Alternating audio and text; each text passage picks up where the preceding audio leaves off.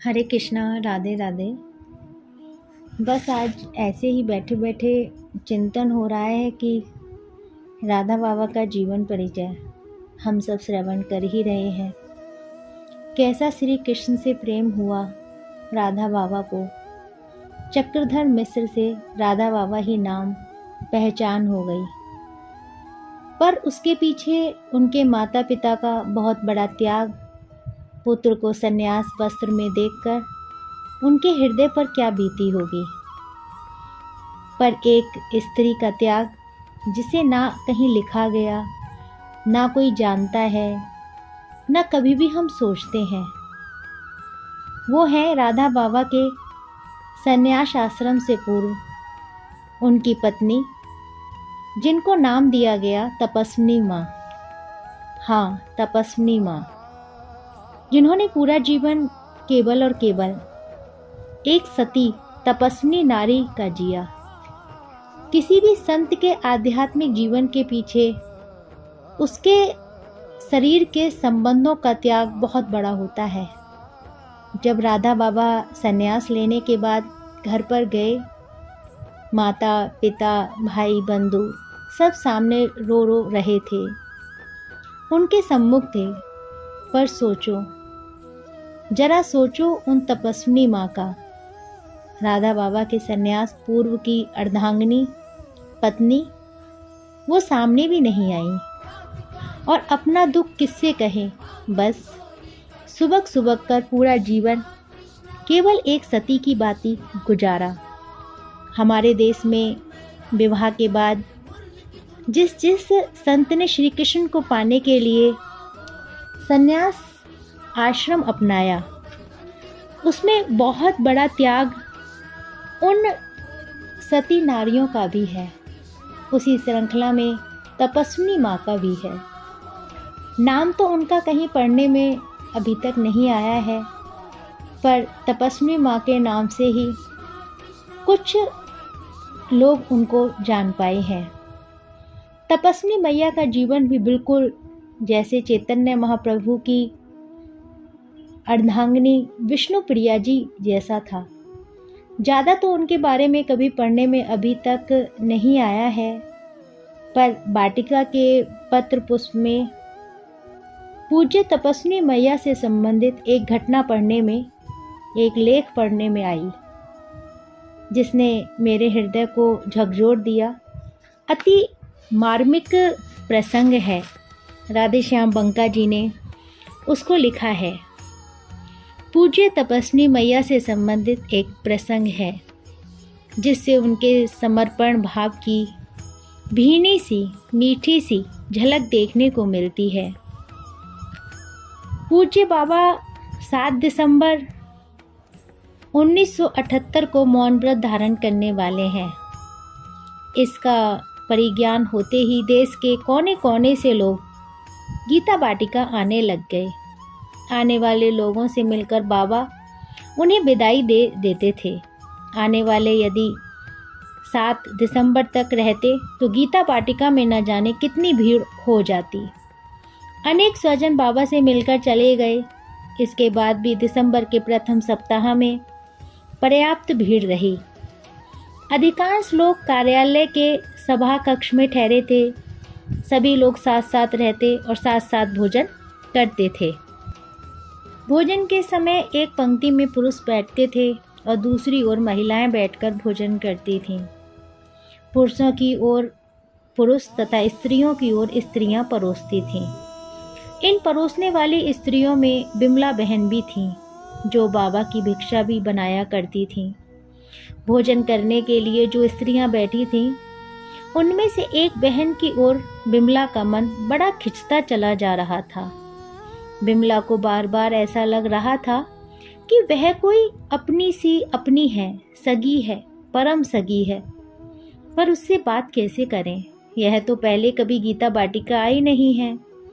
भले पहले कभी ना आई हो, पर मन बार बार कह रहा था कि परम आत्मीय है।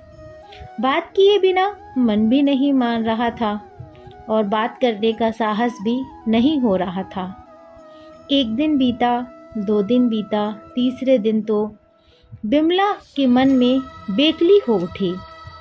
दोपहर को भोजन करते समय बिमला ने उस नव आगंतुकों से पूछ लिया, आप कहाँ से आई हैं? उन बहन ने कहा, पटना से। बिमला ने उलटकर कहा, लगता है आप कुछ छिपाकर बोल रही हैं। उसने फिर कहा, इसमें भला छिपाने की कौन सी बात है? बिमला ने तुरंत कहा, आप जो भी कहें, पर मेरा मन कुछ और ही कह रहा है। उसने फिर कहा, आप ऐसा क्यों सोच रही हैं? बिमला ने कहा, हो सकता है मेरा सोचना गलत हो, पर मन बार बार कह रहा है कि आप बाबा के गांव फकरपुर से आई हैं। आप विश्वास करें, मैं किसी से कुछ कहूँगी नहीं। बिमला बहन का अनुमान सर्वदा सही था। फकरपुर वाली पूज्या तपस्विनी मैया ने ही इन्हें भेजा था। इनका नाम था बहन सुशीला। तपस्विनी मैया अपने जीवन धन को साधु जी ही कहा करती हैं। साधु जी के समाचार जानने की बड़ी चाह थी और उनकी कोई निजी वस्तु मिल जाए जिससे वे अपने पूजा घर में रख सकें। तपस्विनी मैया ने ही 2-3 व्यक्तियों के साथ सुशीला बहन को गोरखपुर भेजा था और अत्यधिक सावधान कर दिया था परिचय बताने के संबंध में। यदि लोग जानना ही चाहें तो यही उत्तर देना चाहिए कि पटना से आई हूँ। तपस्विनी मैया को रंच मात्र भी अभिष्ट नहीं था कि इन लोगों के वहाँ होने से किसी प्रकार की प्रतिकूल परिस्थिति उत्पन्न हो।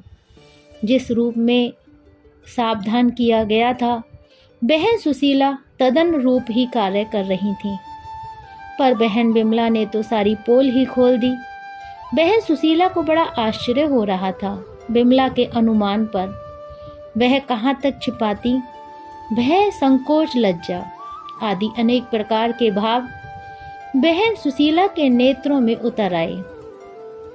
सुशीला बहन के मौन ने स्वतः ही बिमला के अनुमान पर सही की छाप लगा दी।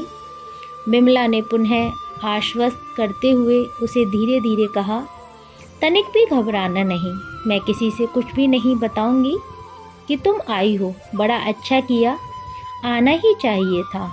और कौन कौन आया है? भोजन के बाद बिमला ने बातें करके पूरा पता लगा लिया कि कौन कौन आया है और कहाँ ठहरे हैं। अब बिमला सभाकक्ष में जाती, उन लोगों से मिलती तथा उन लोगों की सुख सुविधा का अधिक से अधिक ध्यान रखती।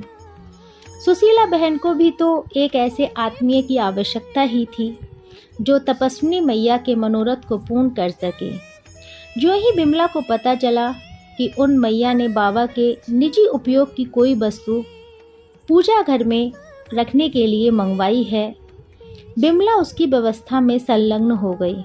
बहुत प्रयास करने के बाद पुरानी कुटिया के स्नान घर में पड़ी हुई बाबा की पुरानी चरण पादुका प्राप्त हो गई। जब यह चरण पादुका बिमला ने सुशीला बहन को दी तो उसके आनंद की सीमा नहीं थी। गोरखपुर से वापस लौटकर सुशीला बहन ने वह चरण पादुका तपस्विनी मैया को दे दी। चरण पादुका के मिलते ही तपस्विनी मैया ने उसे प्रणाम किया, फिर अपने मस्तक पर रखा और तदुपरांत उन्होंने उसे पूजा घर में पधरा दिया। पूज्य बाबा के चित्रात्मक श्री विग्रह के समक्ष वस्तुतः बाबा की स्मृति ही और उस पावन स्मृति का परिपोषण परिवर्धन करने वाली वस्तुओं का संग्रह ही उन तपस्विनी मैया का जीवन का आधार रह गया था। उठ करके उन्होंने समाधि की एक परिक्रमा लगाई, फिर उन्होंने श्री गिरिराज जी को प्रणाम किया और उनकी एक परिक्रमा दी। तदुपरांत उन्होंने बाबा की पुरानी कुटिया को प्रणाम किया, फिर नवीन वास स्थान को प्रणाम किया जहाँ पूज्य बाबा ने बैठकर श्री रामचरितमानस और 18 पुराण श्रवण किए थे। उस स्थान को प्रणाम करके उन्होंने उसकी एक परिक्रमा लगाई और इसके बाद श्री तारा दत्त जी को गीता वाटिका के बाहर स्थित उस निवास स्थान पर पहुंचा दिया गया जहां वे ठहराए गए थे। सचमुच गोरखपुर वास के उनके 5 दिन हम लोगों के लिए बड़े ही सुखप्रद रहे। यहाँ की समस्त बहनें और बंधुओं का आप सादर प्रणाम स्वीकार करें। तत्र सत सभी स्वजनों को मेरा विनीत अभिनंदन। भगवान श्री गिरिराज को मेरा सादर साष्टांग प्रणिपात।